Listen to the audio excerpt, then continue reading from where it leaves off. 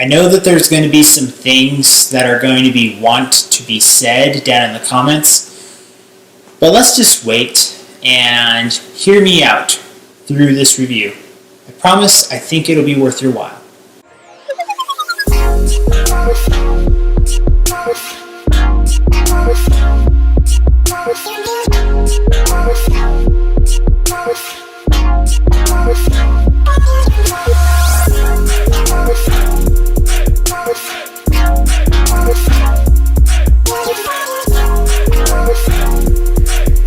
Welcome back to Y.E.S, everyone. Today we're going to talk about Gaslighter, the 8th studio album released by the Dixie Chicks. Now right off the bat, I already know what some of you are going to say. They've renamed themselves. And that's fine. They can do that. But here's something that you should know about me. If you've been following my channel, you know that I don't review country music a whole lot because it's not a genre I particularly am emotionally invested in all that much, but I do recognize that it has its moments. There's plenty of good artists out there, and there's plenty of country music that's amazing. I just don't happen to be drawn to it as often as other genres. Having said that, the Dixie Chicks were one of the few music groups out there that I listened to. Not like a lot, but I listened to at least 2 of their albums on repeat quite a bit when I was younger. So for me, that's just who they are. And if you take issue with that or disagree with that, you can do that, but it's not going to change the way that I feel about it. Okay, now moving off of that, because let's talk about the music. That's what everyone wants to get to. I've also found that a lot of people are either overhyping this album, like a lot, or they're trying to trash and hate this album a lot.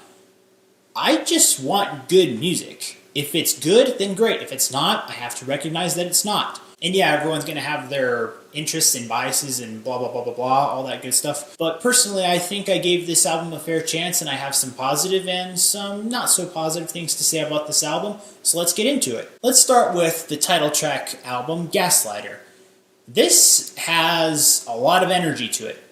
A lot. And I like that it takes that direction. However, this, like a couple other songs in here, would require a radio edit, and it's not necessarily that I'm offended by that, it's just that, you know, sometimes it just affects the music in a way that you wish it didn't, and that's just kind of the one thing that I took away from it that I was just like, could have been better. The song Sleep at Night was alright. It wasn't too interesting to me, and in the pre-chorus, it has these strings that kind of sound kind of ugly to me personally. I wasn't totally on board with that. Before we go any further into any of these songs, I do want to preface saying that Jack Antonoff had a great deal of influence in this album, and normally I would think that's a really cool thing. I have some friends who are like die-hard Jack Antonoff fans, and his reputation is merited. He's done a lot of good things musically.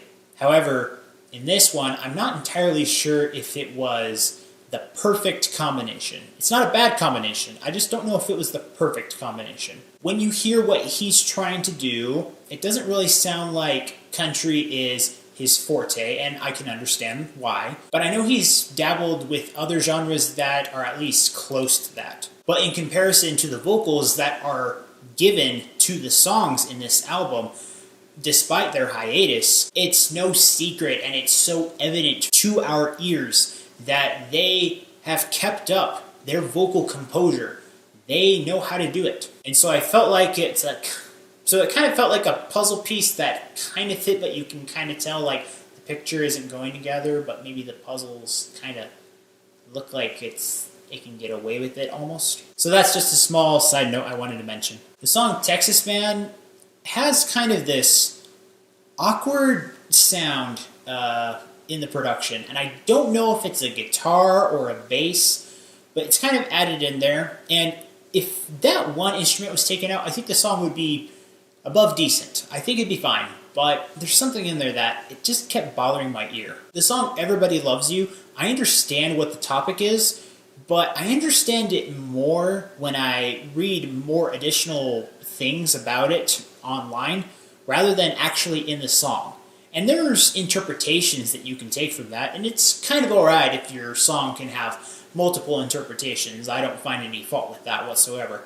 But I see it from a couple of different angles, and some angles I am okay with, and some others I'm just like, I don't know if I like that or if I'm just puzzled by it. The song For Her, I really think that they were trying to aim for something that would achieve motivation and inspiration.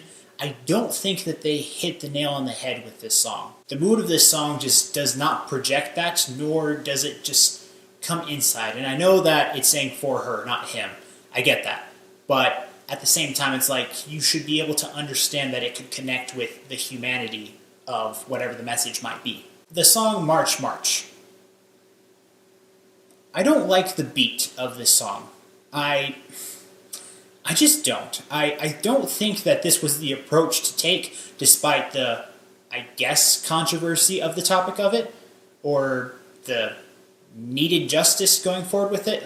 I'm gonna totally not take that into account right now. I'm just talking about the beat of the song. I don't think that was the direction this song could have gone. It could have gone for something stronger or more bold in some sense. I just don't buy the way that this was executed. Okay, that's the first half. I feel like I had a lot to say there. Let's get into the second half. I have slightly more positive things to say here. My best friend's weddings. This has kind of a interesting and somber tone to it. Just listen to it and you will either be able to relate to it or you will be thinking, this is an awkward story, but I believe that it happens, so maybe I need to look into that. Tights on My Boat. This is kind of one of those songs that's about cheating. There's quite a bit of that in this album, actually. I actually think that the approach to this song is not that bad, but the execution didn't hook me in totally, but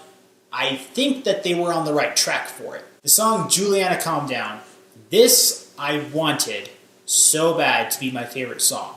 I liked the approach that they took with this song. Unfortunately, this also falls under that radio edit necessity element to it, so I have to mark off some points for that. I know people are going to not like that, but it's just the way that I think about music, so deal with it. But the tone of this song, I totally get on board with the message. It's basically just trying to say, if you're talking to your little girls, that, sometimes boys are going to disappoint you sometimes. Sometimes really bad, and sometimes just moments where you're just going to be like, boys. I get that. I've probably done that once in a while. I've probably done something stupid that I shouldn't have done. I know plenty of other people, and I've been on dates with women who eventually can share some really stupid and weird things that other guys have said or done to them before. They feel open to share that with me for some reason. I'm not sure why. But now we got one. The song Young Man.